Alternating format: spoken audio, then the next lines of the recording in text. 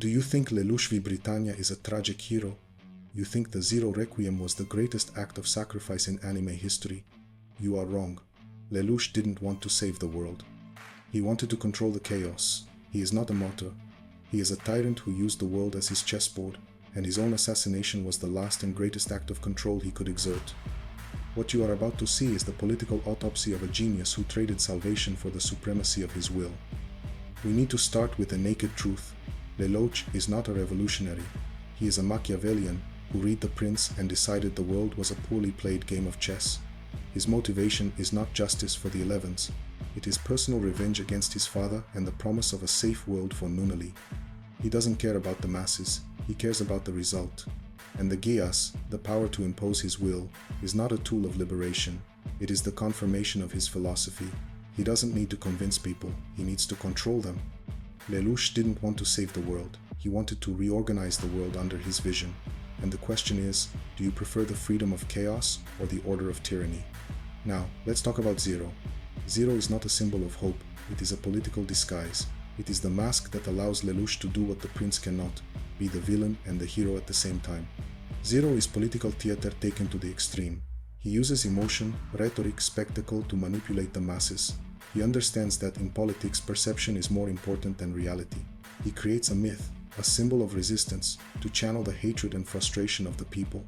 Zero is not a leader, he is a stage director, and the world is his audience, being manipulated by a narrative he wrote. And the Geass, the power to impose his will. This is what separates Lelouch from any other revolutionary. He doesn't need ideology, he has mind control, but the Geass is also his curse. It is proof that Lelouch does not trust the human capacity to choose. He doesn't believe people will do the right thing of their own free will. He believes they need to be forced to do what he, the genius, knows is best. The Geass is the confession that his worldview is that of a benevolent tyrant. Lelouch is not a hero, he is a controller. And what would you do if you had the power to force people to do what you think is right? We need to talk about the ethics of sacrifice. Lelouch is always willing to sacrifice others and himself in the name of his goal. But this sacrifice is not altruism, it is calculation. He is always weighing the cost-benefit. The death of Euphemia, the betrayal of Callan, the manipulation of Suzaku, everything is a means to an end. He is the politician who justifies the cruelest means by the noblest end. He is the proof that morality is just a variable in his power equation. Lelouch has no morals. He has strategy, and his strategy is that of a man who sees himself as the only one capable of saving the world, even if he has to destroy it to do so. And the Zero Requiem, the final act, you see it as a sacrifice, I see it as the ultimate control. Lelouch is not dying for peace, he is orchestrating peace. He is transforming himself into the supreme villain, so that the world, united by hatred for him, can finally unite in peace. He doesn't let peace happen, he imposes it through his death. He ensures that his narrative is the last to be told.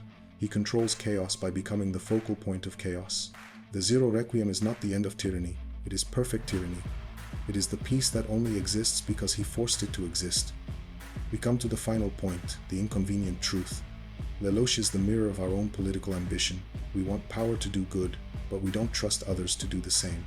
We want to be the hero, but we are willing to be the villain to get there. Lelouch is the warning of Code Geass.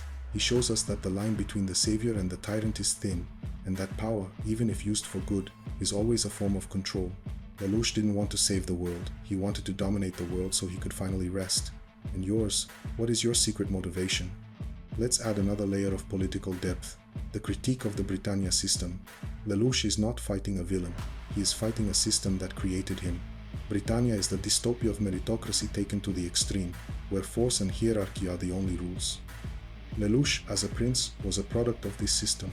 He knows its rules, its flaws, and its weaknesses, and that is why he is the only one capable of overthrowing it. He uses the enemy's weapons against the enemy. He uses force to overthrow force. He uses tyranny to overthrow tyranny. Lelouch is the virus that Britannia created. He is the self-destruction of an empire that thought it was invincible. We need to talk about the philosophy of Machiavelli. Lelouch is the personification of the prince. He believes that the end justifies the means. He is not afraid to be feared, to be hated, to be the villain. He knows that love is volatile but fear is constant. He is the leader who prefers to be feared than loved because fear guarantees obedience, and obedience is what he needs to control the chaos. He is not interested in being popular, he is interested in being effective. Lelouch is the prince who is not afraid to get his hands dirty, And yours, what is the price of your morality? And the final irony? Lelouch, the genius of control, is the only one who cannot control his own Geass. The power he uses to control others is what consumes him. He is the slave of his own tool. Lelouch is the genius who became the victim of his own invention. And yours, what is the tool that controls you? Let's delve deeper into the social engineering behind the figure of Zero. Lelouch understood something that most politicians fail to understand. Revolution is not made by ideas, but by symbols and emotions. Zero is the perfect symbol. He is anonymous, mysterious, omnipresent. He is the projection of everything the oppressed people want him to be. He has no face, so he has no human flaws. He is the hope that cannot be corrupted. Zero is not a man, it is a brand. And Lelouch is the marketer who sold the revolution to the masses. We need to talk about the manipulation of the masses. Lelouch is not interested in educating the people, in creating political awareness. He is interested in mobilizing the people. He uses anger, hatred, frustration as fuel. Think about his speeches. They are full of rhetoric, empty promises, theater. He is not speaking to reason. He is speaking to instinct. He is the demagogue who uses oppression to justify his own tyranny. Lelouch is the perfect demagogue. He gives you what you want, but he charges you the price of your will. And the family? Nunnally and Charles. Lelouch's motivation is always personal, always linked to his family. He wants revenge for what happened to his mother, and he wants a safe world for his sister. But this personal motivation becomes the justification for his global tyranny. He uses pain as a license to kill. He convinces himself that his personal suffering gives him the right to impose his will on millions. He is the political narcissist who believes his pain is the most important in the world. Lelouch is not fighting for justice. He is fighting to validate his pain. And the validation of pain is the most dangerous form of political motivation. We need to talk about the tyrant's path. Lelouch starts with good intentions, but power corrupts him. The Geass corrupts him. With every act of control, every lie, every sacrifice, he moves further away from the ideal of justice and closer to the ideal of supremacy. He becomes what he swore to destroy, a tyrant who uses power to impose his will. The difference is that the previous tyrant was predictable. Lelouch is an unpredictable genius.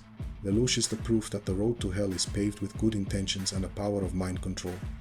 In the Zero Requiem, we need to deconstruct the myth. Lelouch is not dying so that peace lasts. He is dying so that his version of peace lasts. He is ensuring that even after death, his will continues to govern the world. He is the posthumous dictator. He becomes the martyr he himself created. He is the author of his own legend. He leaves nothing to chance. He controls his own end. Lelouch is not a hero. He is an artist, and his masterpiece is the forced peace he painted with the world's blood. And this is where we pause and take a breath. Lelouch taught us that the greatest power is not the Geass, but the narrative. He didn't save the world. He reprogrammed it. He created peace through tyranny and freedom through death. He is the proof that history is not written by the righteous, but by the ruthless who understand the power of political theater. If this analysis gave you a mental punch, so commento, if it made you question your own worldview and your own morality, leave a like. It's our way of knowing we're on the right track, that we are breaking the shell. And if you want to continue this journey of breaking the shell and facing the truth behind your favorite anime, subscribe. We're just starting to dig. Now, if you want to see the other side of this coin, the story of the man who believed in justice through law, the idealist Lelouch used as his sword, click on the video that is appearing on the screen now. It is the natural continuation of this conversation. We'll see you there, and remember, the world is not saved, it is conquered.